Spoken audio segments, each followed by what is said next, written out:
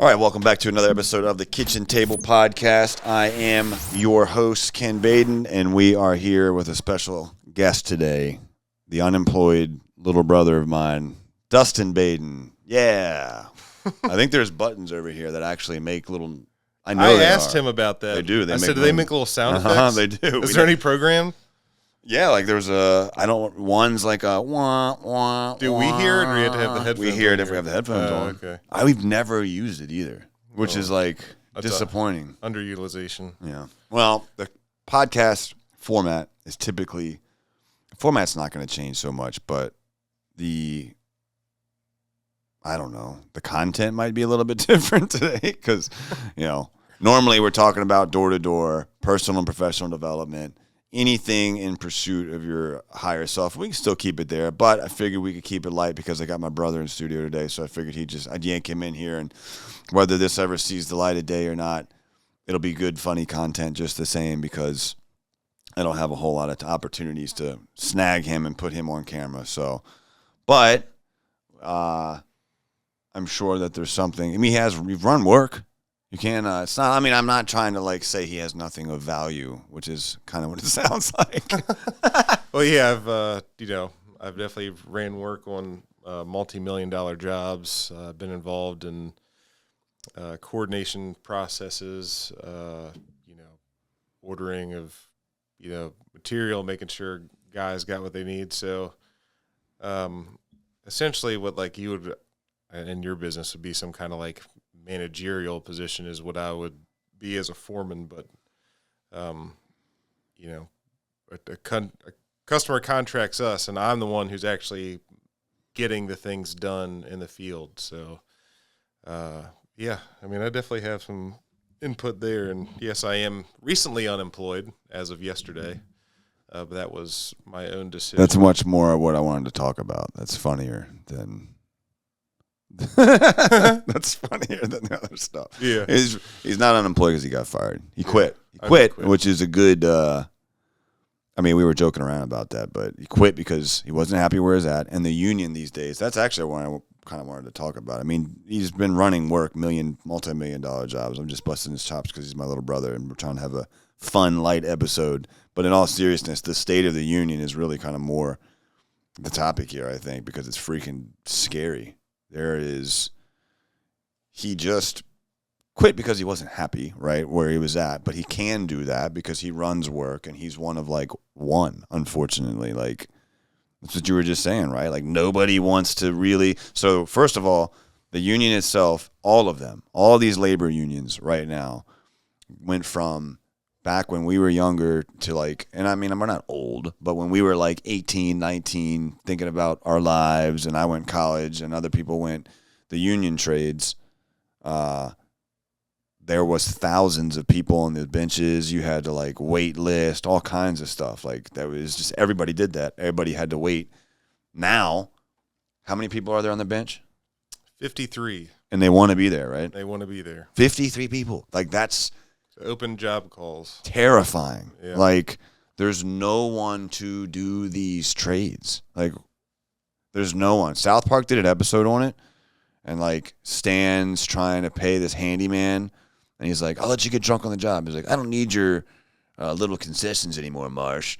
I got so much work, I can just turn it down. You know what I mean? And he's just like, you're just going to leave? And the guy just he's like, that's what he says. He says, well, yeah, I don't know what it is, but it's just I don't know. People don't know how to do shit anymore. They don't. Yeah. Freaking terrifying. Yeah. Nobody wants to work with their hands. Nobody wants to learn to work with their hands. Everybody wants to do something online. Everyone thinks that they're going to be a famous fucking TikToker or social media. You're not most likely out there. Go get a job. Work with your hands. The world needs it. And that's probably, I hope that pendulum swings back around, because I think for our age, it was go to college, and most people have figured out that's stupid. I say that with love, but what I would say is, unless you know definitively what you want to do and it requires a college degree, you're basically just doing what we did, which is getting a degree to go party. You know what I mean? Like, which is fine if that's what you want to do. It was fun. It was fun. It was a lot of fun. I spent, I don't know, probably upwards like $30,000 having a party, and I spent a long time paying it off and a lot of interest.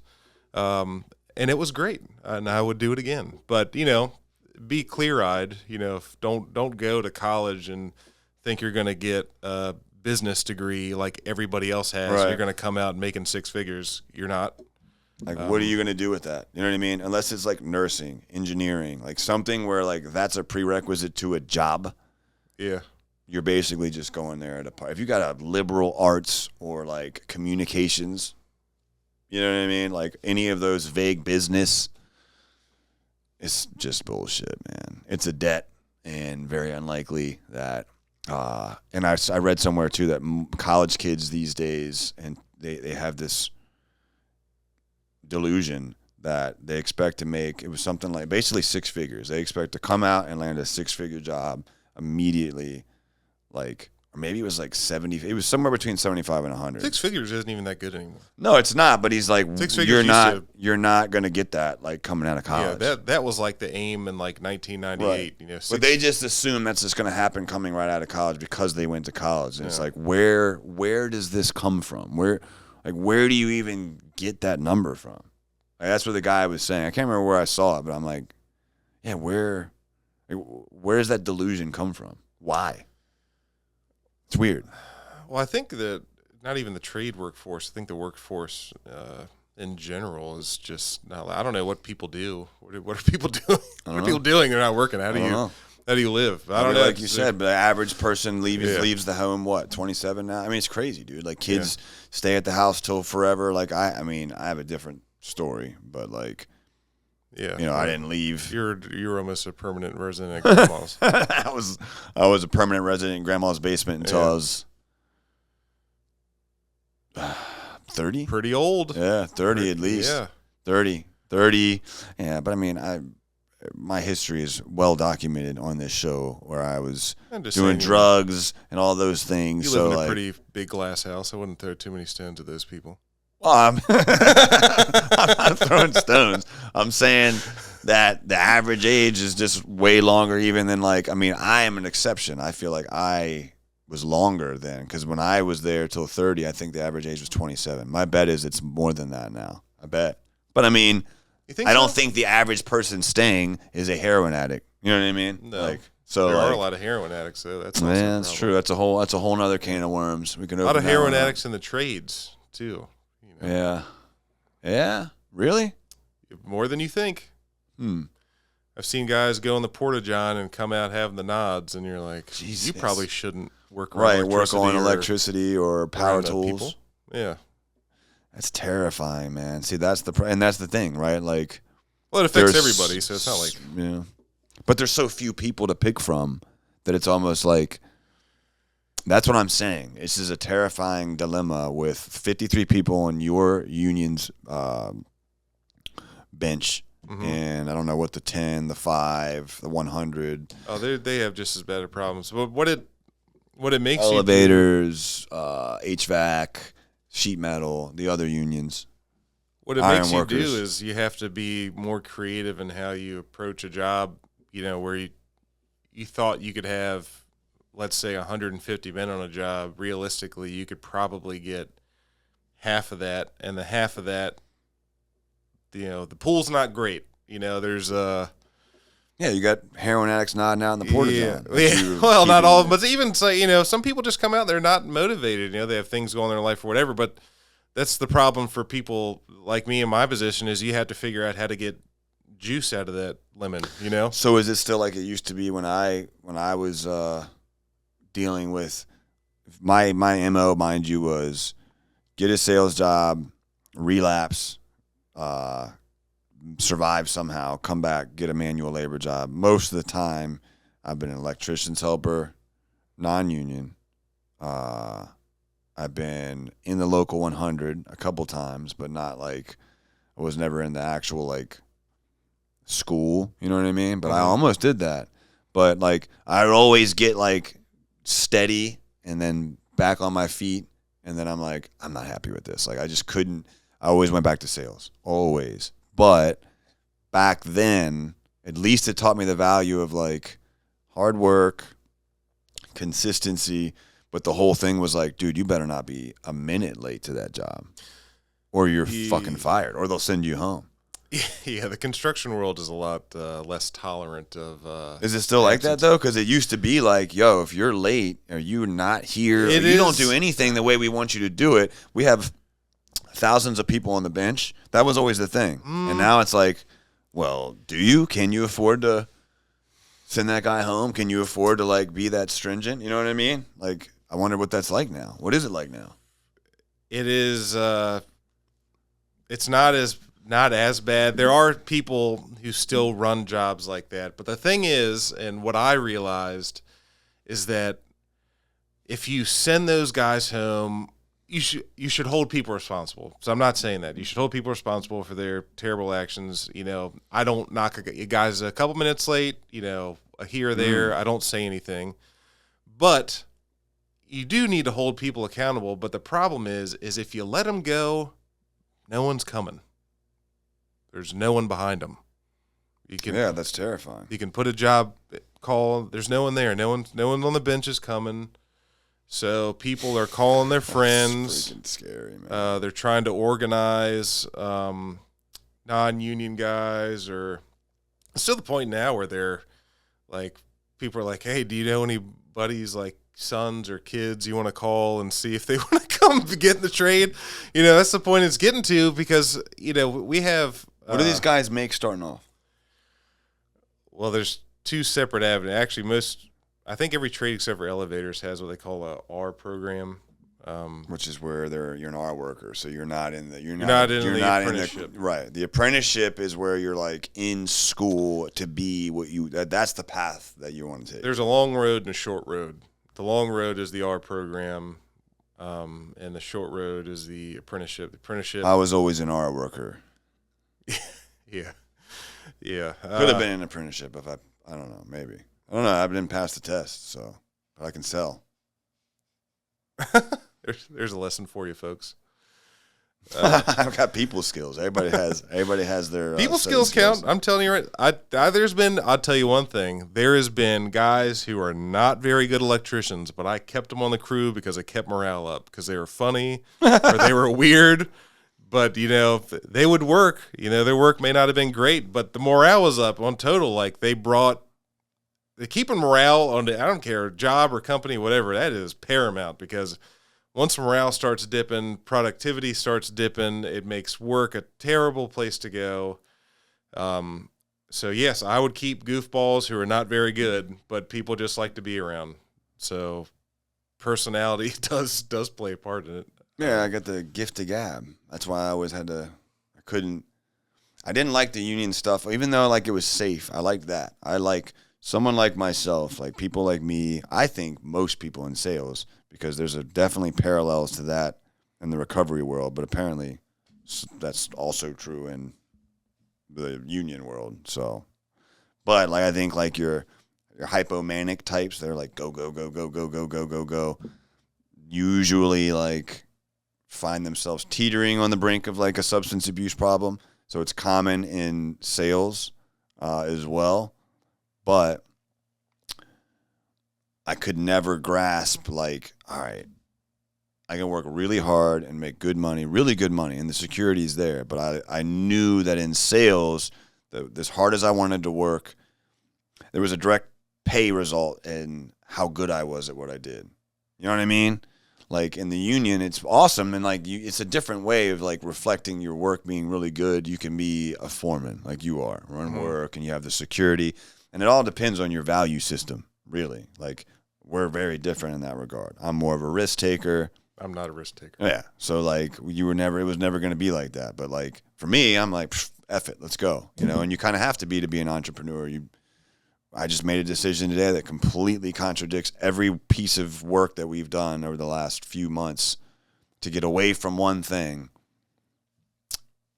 But in my opinion, it has to happen. And we can't afford to wait. So I don't, risk aversion is not something that most of us have. Yeah, you are super risk averse, right? I'm not. Yeah. Well, risk averse. Yes.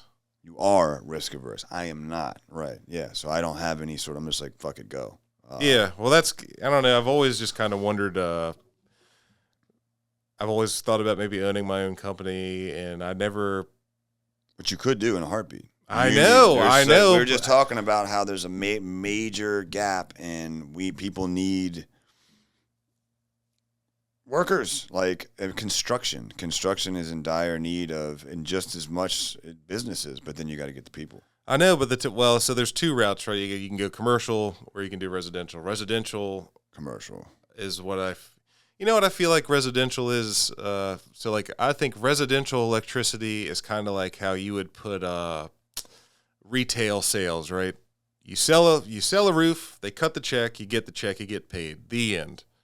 Where commercial is kind of like insurance roofing, where you do all the front end stuff, you do the work, you wait for checks, you do all this crap, and then you get paid like 4, 5, 6 months later. That's commercial stuff. Commercial, you sign the stuff, you get a couple draws, but all your money, everything, it's all in the end. Yeah.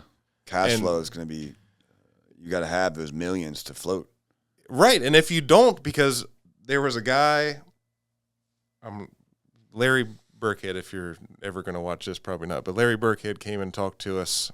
He owns Burkhead Electric, and he gave us an horror story that made me never want to run my own company, because I probably butchered this, but essentially he did like a multi-million-dollar job, had like 150 guys, and they didn't want to pay him.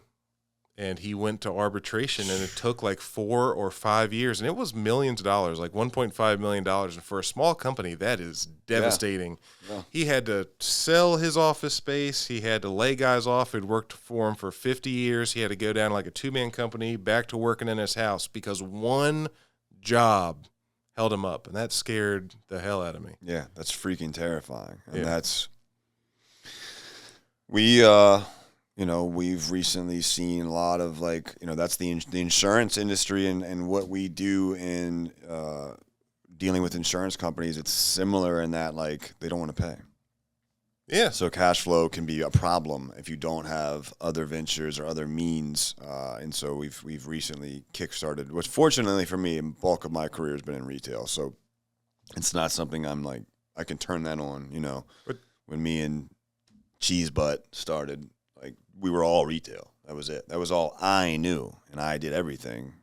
So that's what we did.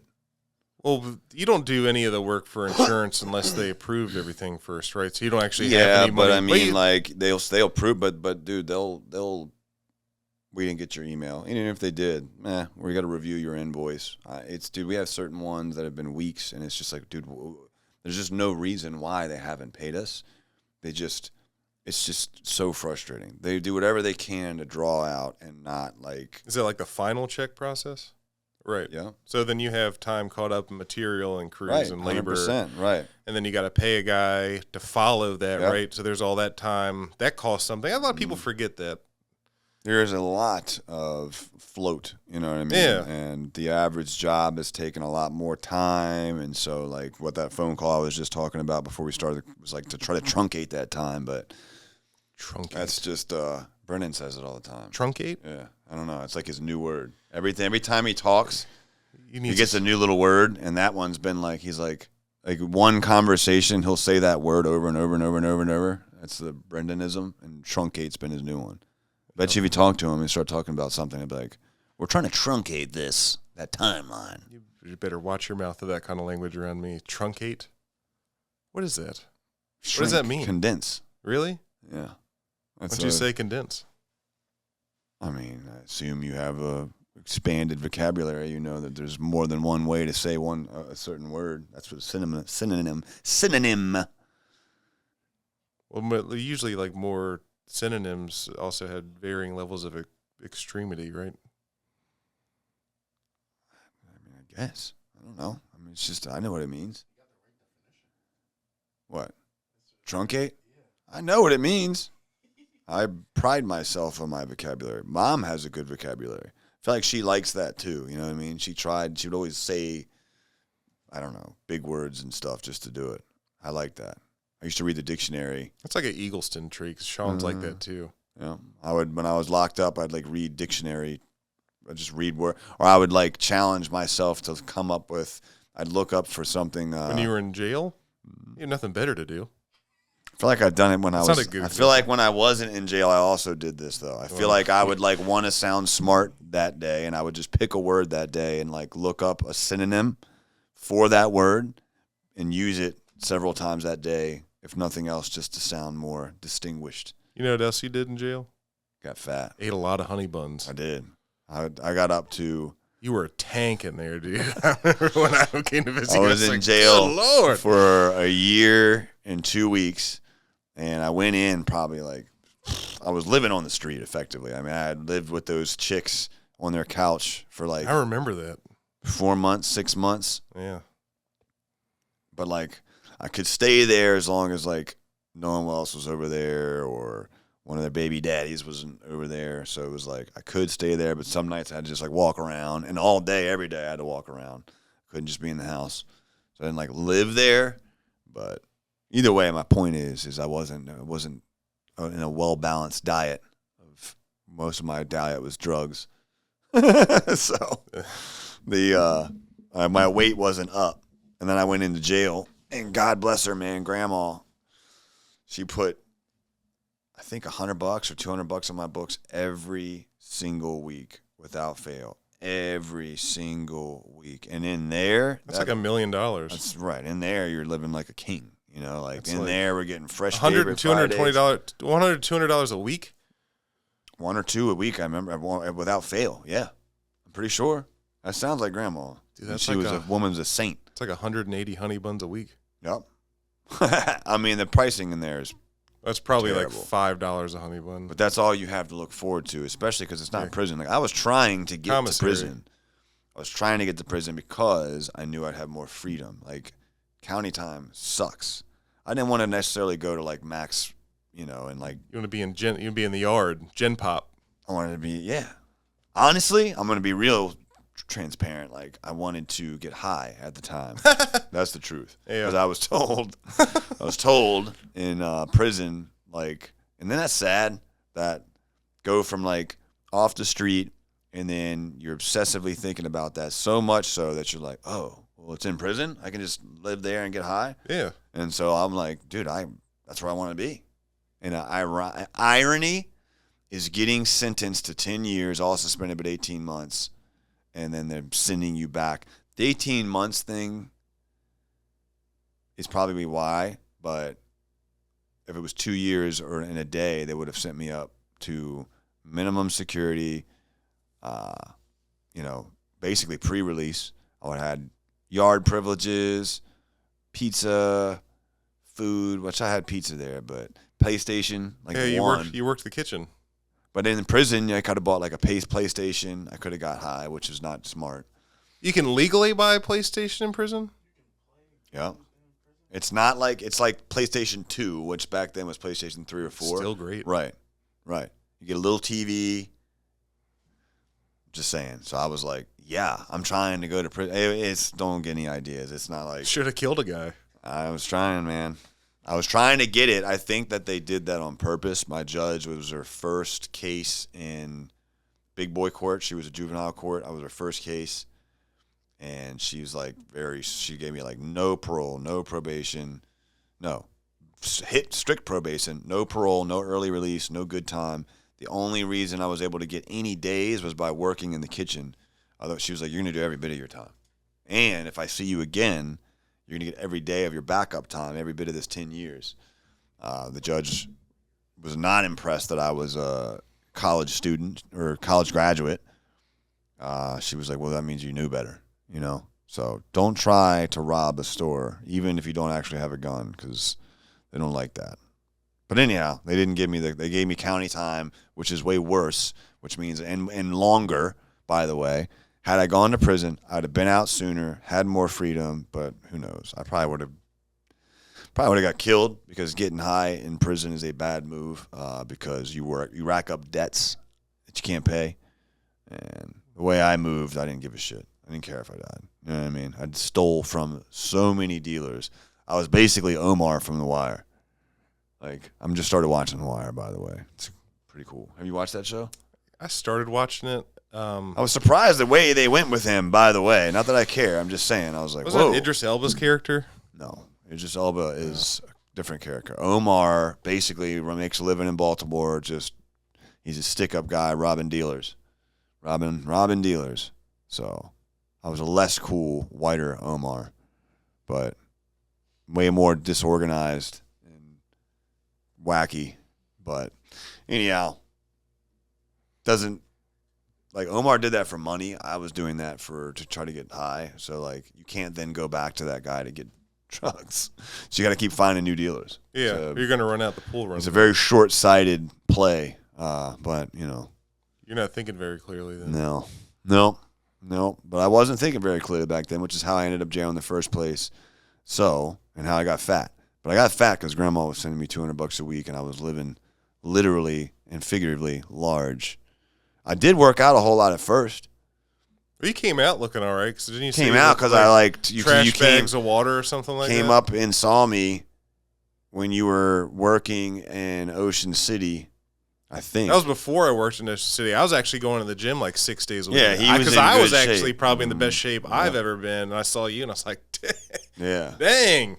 I usually, when I'm sober and healthy, I was always like in the gym and in really good shape. So like that was like an easy way to always spot where I was at in life. Like I always took care of myself, worked out, kept my cars clean, my room clean, bed made, and then like if I was just completely disheveled and stuff's dirty, I'm messy and not in shape, it's like, what's going on with you? So it's funny how easy it used to be now that I think about it.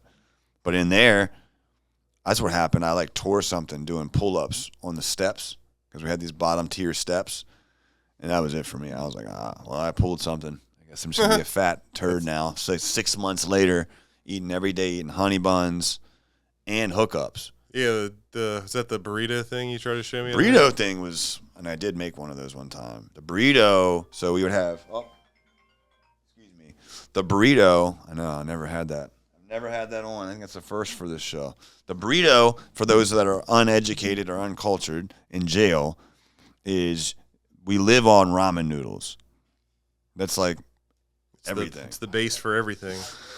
Dude, my roommate had high blood pressure bad. He was like 20, and he was like, I can't, man, some damn burritos, man, some damn hookups. And he's probably right because it's just salt. So, but we like, dude, what they feed you, and I worked in the kitchen, like, I'm eating the noodles, bro.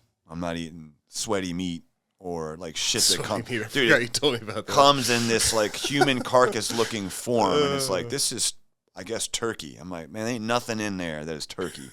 Then I'm washing the trays, and you lift the trays up, and roaches just scatter everywhere.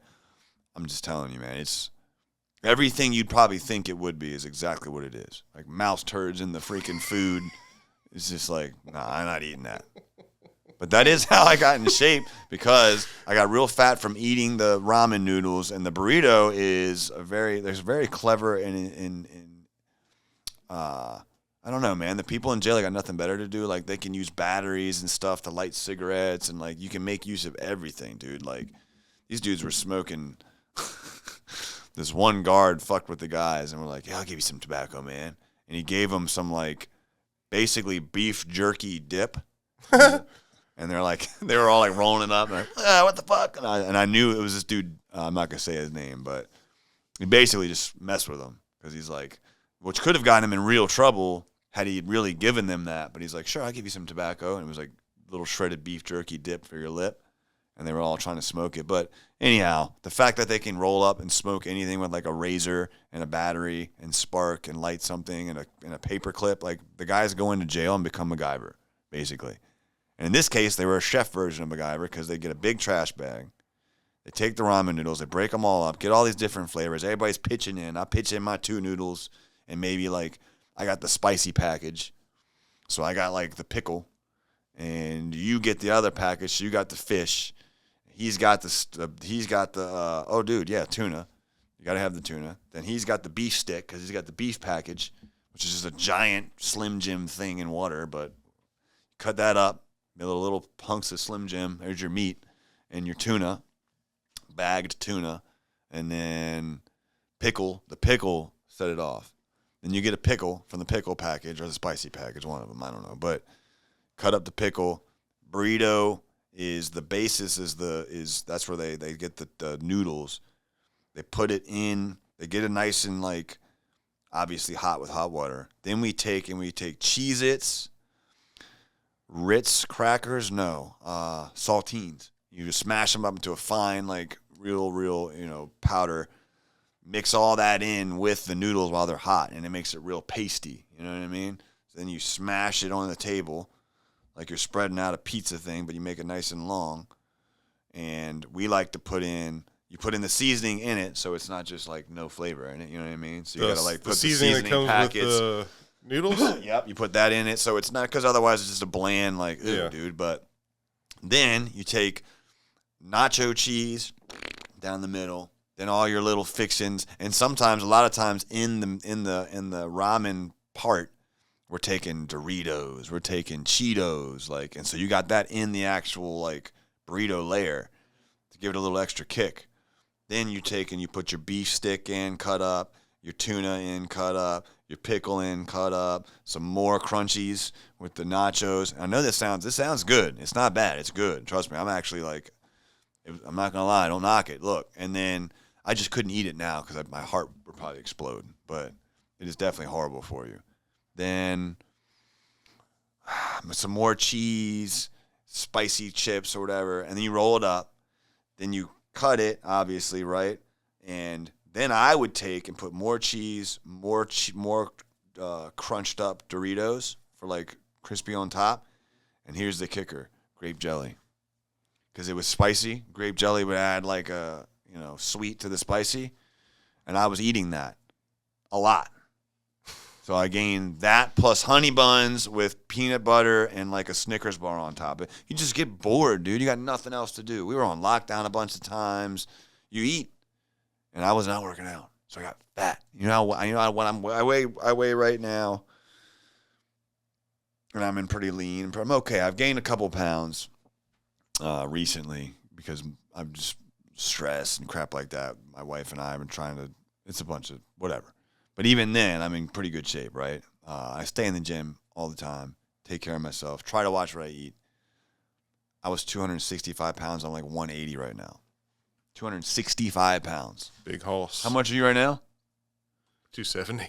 Yeah. So I was 5 pounds away from what he weighs. I'm 6'2", almost 6'3" on my good leg. You guys can't see. Yeah. My special leg. See how that one goes a little further than the other one? It's a result of the accident. I don't know if you can see but when they put the bar in, the bar was a little shorter, obviously. Look at that. You almost 2 fingers. I can't. There you go. That's my. So I put a lift in my shoe, but obviously it doesn't do enough to separate the distance. So I'm still like off kilter by that much. I used to get special shoes made. Yeah, the Franken boot. I miss those things. The Franken boot. Yeah. We were in the same fraternity, and we had a scavenger hunt, and they no, it was called the moon boot. But the Franken boot or the moon boot. The Franken boot was my work boot. That's right. The moon boots were just my What's your work moon boots Baden. I had like a pair of Nikes or something. It was like Air Forces. Air Forces, yeah. And Air Forces are flat, so you can get the soles extended. So like, you ever seen those on TV with like one of those guys that's like, they're like, but this one wasn't as bad as like some of the ones you see, but it was still bad enough to where I was like, nah. So you're like realistically, you're like an inch different. It's bad, dude. Yeah. The only way they can fix it is to go in there and re-break it, pull out the bar, extend, and they can, but I'm like, that's a lot. Right. I'll deal with the back pain or being off kilter, you know what I mean? Versus risking all that and going back down a road that's undoubtedly going to lead to take these. That's how I got started, by the way. I joke about the whole drug use thing because it's what happened, but like, I didn't decide that drugs just sounded like a cool thing. Like, I got in a car accident and I was pumped full of pain pills for like 3 years. So you were one of them. I know. Yeah. Long time. The surgeon did the right thing. He was like, all right, cool, you're done. It was Dr. Feelgood that was like, oh, your back hurts because of it? Here, Percocet. He lost his license, too. Did he? Remember that? Uh-huh. I used to go in there. He could only prescribe, like, base. He couldn't prescribe any. Like, when well, I don't know. He could prescribe you like penicillin, but he lost his license to prescribe anything serious. He gave me codeine cough syrup every time I went in there. I think it was like a buy one get one. You know what I mean? That's why he lost his license, dude. I was starting to think like maybe he did know what he was doing. You know what I mean? Maybe he was getting kickbacks. Anyhow, dude, fucking ruined my life if he did. Thanks, pal. He's dead now, but he would give grandma whatever she wanted whenever. I know. She'd just go in there and be like, my back hurts. I need some Percocets or whatever. She didn't have a problem, but I don't know. That's what things were back then, so whatever. That was back during those. Those were the good days. All those shows that they made about like Dope Sick and everything, like back then when they were like still getting away with kickbacks, like that. I was the byproduct of that, unfortunately. And I think it's unfair to the people who aren't addicts that we can't have that kind of stuff. You know what I mean? What? Drug habits? To be able to abuse painkillers. You could abuse them if you wanted to. You just got to pay the consequences, man. I don't know, and that's the thing. Into some like people jail now. I'm sure someone found a way around that. I'm sure they did, dude. I don't know. Apparently, there's a pharmacy up the street just got robbed, and I was like, I always think of like, okay, that's CVS. So Davidsonville Road gets robbed like pretty frequently. This one was up. This was the professional pharmacy or whatever. They said that they like cut the lights and everything. I was like, what? It's like a third party pharmacy. I don't know. I'm always wary of those. I probably shouldn't be because like it's called Annapolis Pharmacy. I don't know. It's just like a regular, but. I mean, I just assumed, I was like, can I guess why? But I didn't think they still kept that shit. But apparently they do. Apparently it's still out there. That's the thing, though. Nowadays, and I don't know because I've been sober for almost 7 years this month, apparently they get pressed pills. So you'll get a pill. Unless you get them yourself from the doctor, you'll get a pill that looks like, say, a Percocet. But it's fentanyl. And it's pressed and looks exactly like one. And our rap songs, there's rap songs like, I know the pill was fake, but I still took it. Like, what's that song? Super Gremlin. Like, there's a bunch of that stuff, and I'm like, that shit will kill you. Quick. Yeah. Real quick. I know a lot of people that have died thinking that they're just going to take one Xanax or one perk or whatever, and it was not that. You know, shit, Brett used to do all that. You know what I mean? He was like, and he knew they were fake. It's terrifying. Like, but that's what happened, by the way. When I'm talking about all this, it's not, for those of you who don't know my story, it's not like I just decided to start doing drugs.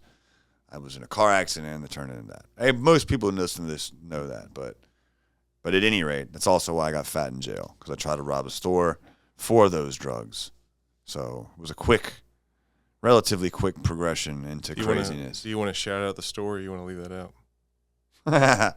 Hallmark? Shout out to Hallmark gift cards. Yeah, I tried to rob a Hallmark. Of all the stores, the Hallmark's got to be the biggest. There was like $60 probably in that register. Yeah. Well, there was a giant Hallmark and a liquor store in the hood, and I'm like, I don't actually have a gun. I'm just going to say I was not thinking correctly, first of all. Obviously, I was out of my mind. I just think it's a hilarious store to try to rob. So I went in there, and it was just like, literally the discovery packet's like, she observed me casually walk away. Like, oops, sorry. Psych, just playing. Give me all your snow globes. Give me all your thank you cards. Yeah, it didn't work out very well. So, but anyhow, then I got in shape. Then I went from 265 in jail, eating honey buns every day and burritos, to 220, which is still 40 pounds heavier than I am now. But I was big. I was pretty big. I had like a 4-pack, so I wasn't like, when I came out, I was pretty big. Mm-hmm. Lifting water bags, push-ups. Like, we made do with what we had. We got 2 times a week where we got an hour in the gym, if everything went right.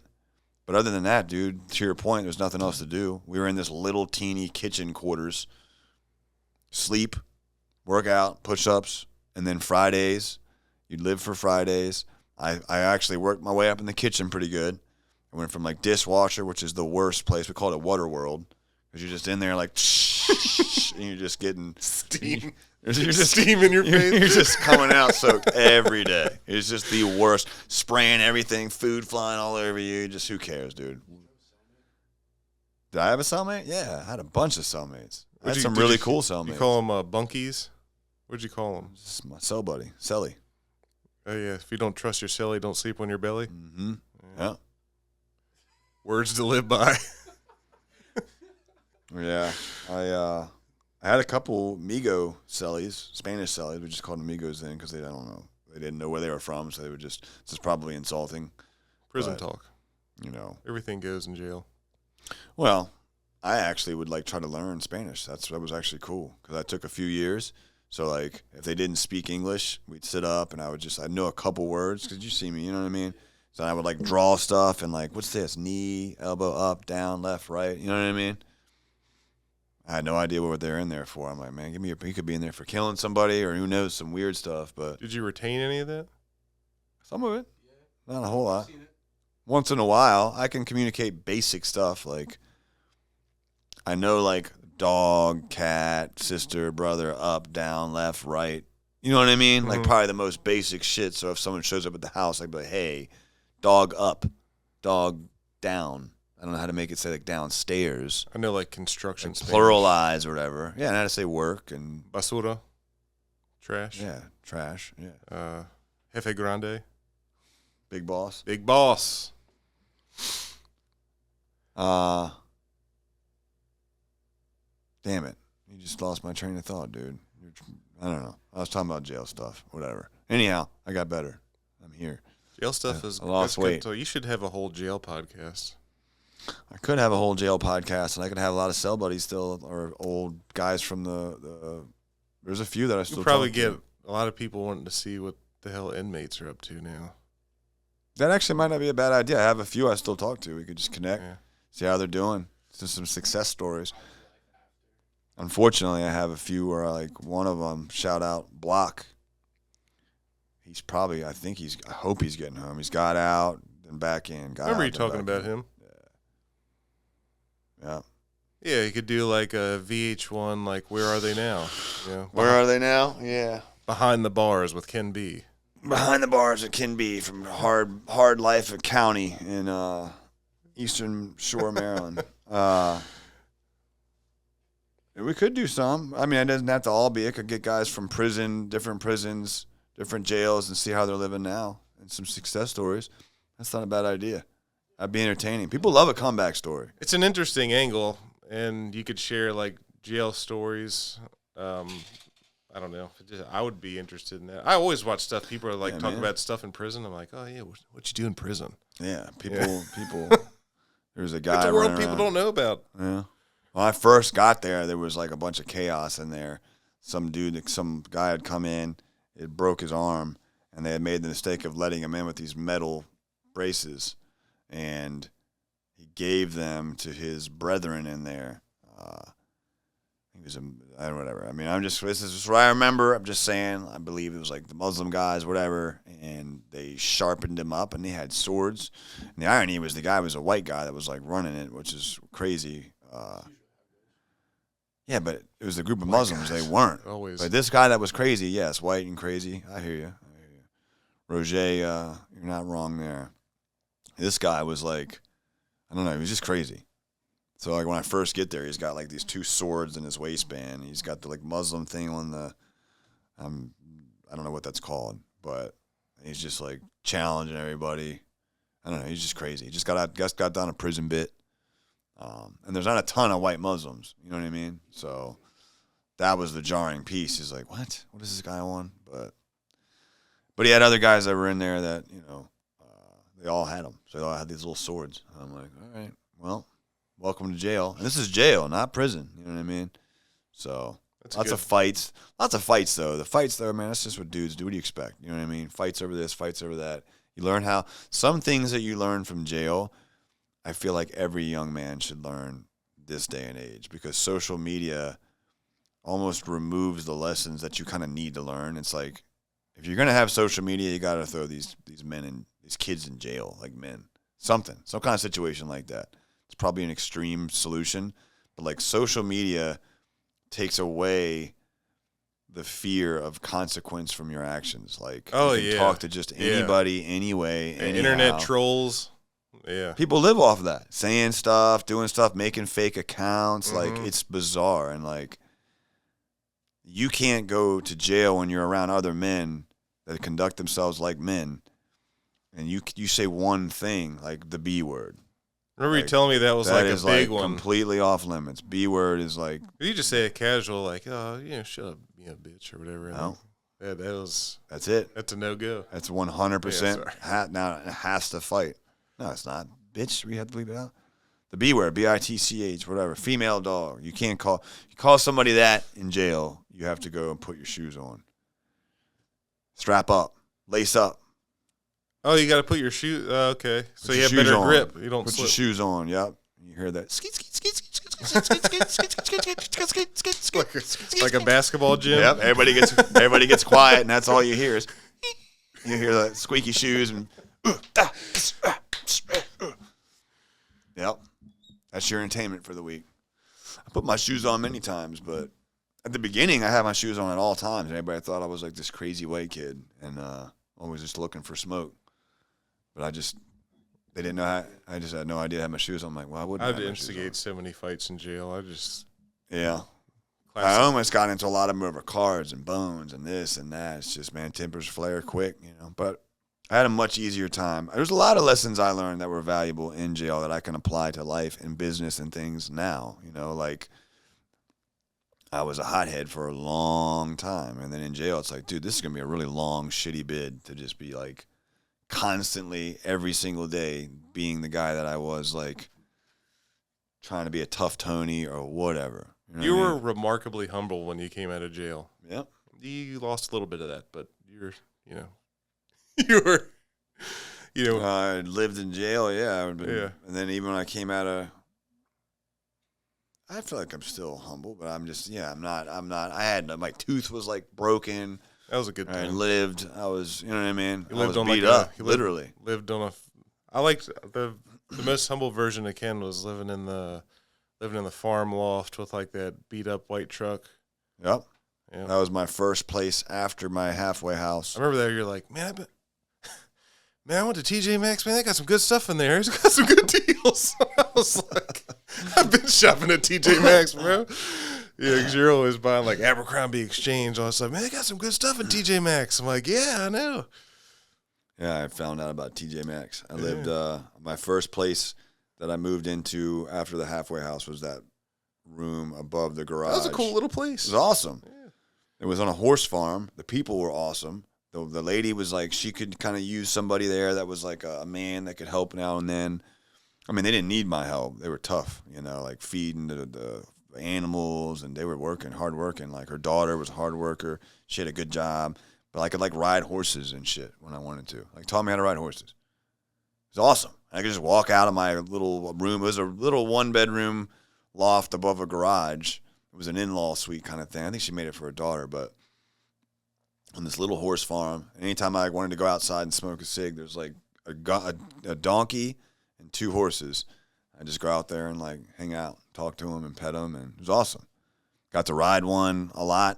It was freaking probably my favorite place I lived. I loved that place. And I had this little crappy S10 that I bought for $900. Mm-hmm. A leaked clutch fluid. That was my first truck that I got. As your work truck. Mm-hmm. That truck got me a raise. That light place. Yep. Yeah. Installing retrofitting lights where I would call him because he was in the union. And I'm like, hey, we're trying to figure out how to do this. So close. I had no experience doing anything with electric or installing lights. None of us did, by the way. So near death. Yep. And we were just in there like, we got showed one time by a guy that was also not an electrician. There was one electrician on that whole site, and he was unfortunately somebody also who needed to be in recovery, and we just didn't know.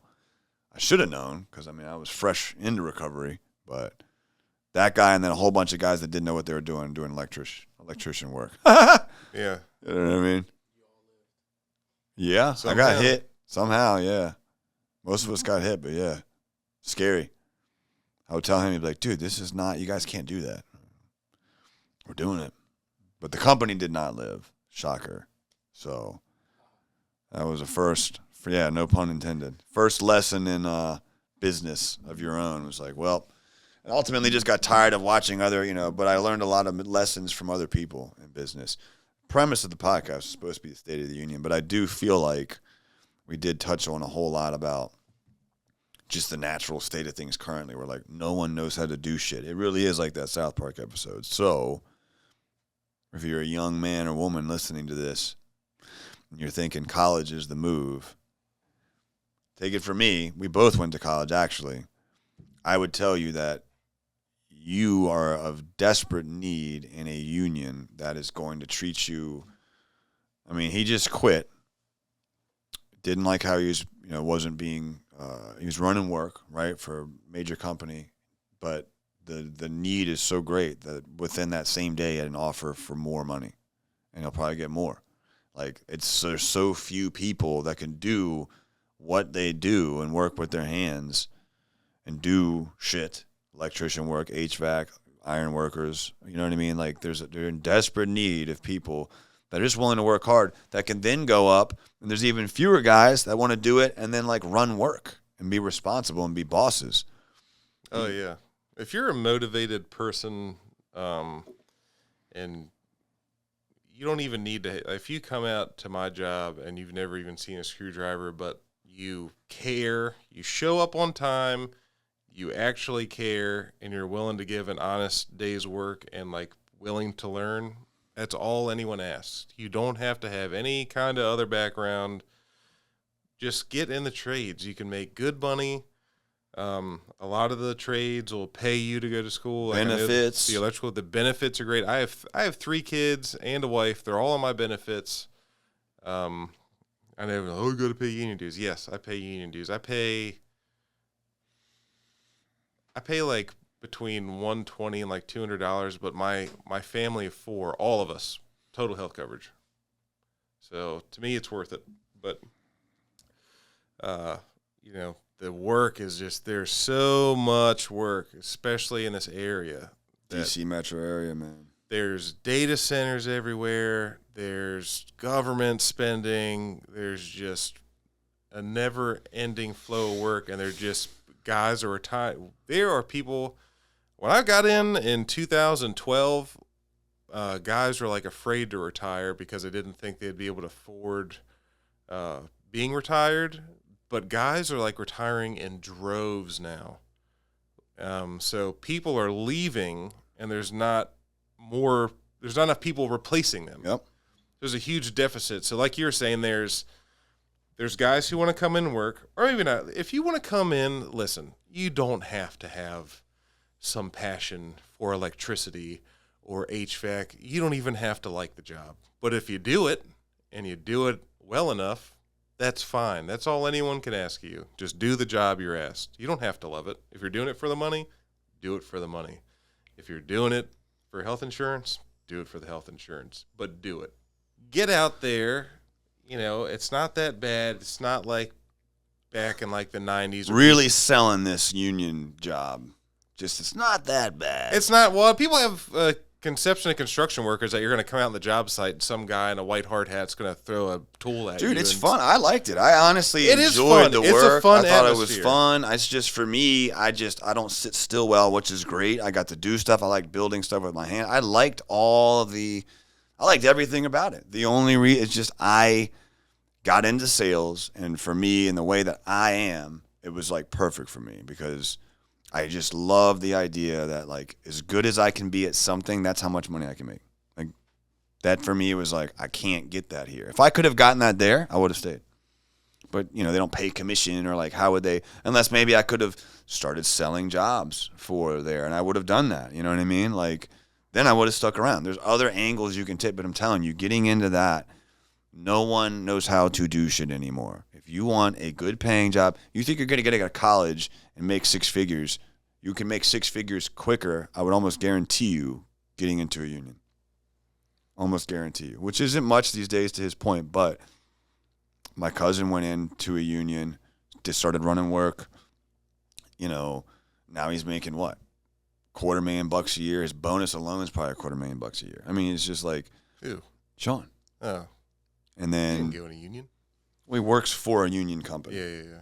Right, he works for a union company. Bottom line is, there's plenty of things you can do, or you can even, Dustyn makes great money. He's got all these benefits and stuff. It's perfect for a family. Security, dude. There's no one else. No one else is so, like, if you don't push your kids to, like, hey, you might want to consider this. Who else do we have? Who's going to build shit?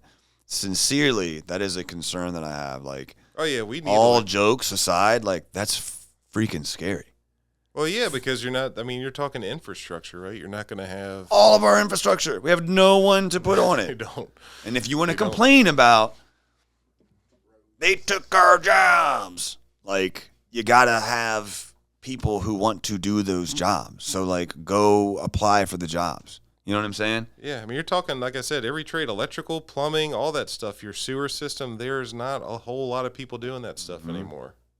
And if you're lost in the sauce and don't know what you want to do, man, like that would be something I would strongly consider. You think everybody's just going to magically work with computers to be some influencer or whatever. You can still be an influencer doing that, by the way. Absolutely. Look, man, I've watched YouTube. Probably more so because nobody knows how to do shit. So they got to look up TikTok how to do shit. Yeah. I've watched YouTube videos of like other electricians talking about, things they've done or maybe things I haven't considered or, anything. Or even like other trades like plumbing and all that. I mean, it's good stuff to know. Our dad always made at least me work with him doing a bunch of stuff. Yes. You weaseled out of that a lot. I did. He used to call me Blister. I'd show up when the work was That's done. right. I made up for it since. I feel like maybe some. I don't know. But in all seriousness, the State of the Union is concerning in that there are no one really on the bench. There used to be thousands. There's not anybody on the bench. We need people to build our things and infrastructure, and you need jobs, good jobs. I strongly suggest you start swinging that pendulum back, which I think it will. But if it doesn't, I don't know. We're not going to end on a bad note. So, let's encourage your kids, or if you're not lost and don't know what you want to do, take a look at a union. Give it a try. You know what I mean? You never know. Go work for Dustyn Baden if you're in the local area. Work for Dustyn. I went to. He doesn't know where he's going to land yet, but I went to college for communications, and I always thought I'd be on the radio. And the thought of working in construction, I thought they were disgusting people. Like I'm not going to be a construction worker, nasty. That's what I thought. Disgusting people. But here I am. I'm one of those disgusting people, and we're not that bad. We're good. Nah, they're normal people. They are normal people. We're all normal people. We all have families. We're all different walks of life, man, and it's great. We get along. And most of them make a lot more money than probably you.